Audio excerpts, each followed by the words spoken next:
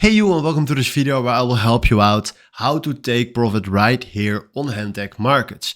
And if you want to take profit, the first thing that you need to decide for yourselves is which symbol do you want to trade. So let's say, for example, we want to create a position with a take profit on Ethereum.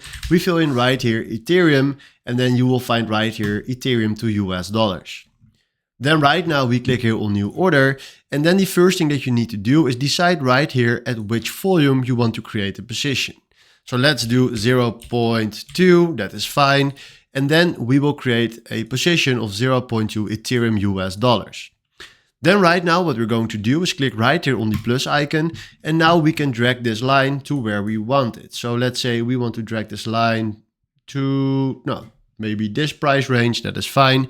Or we can fill in right here that if Ethereum goes to 2,400, he will automatically close our position right there and will take the profit. So right now, if I click right here on buy market, you see right here that we created ourselves a buy position with 0.2 Ethereum at this price.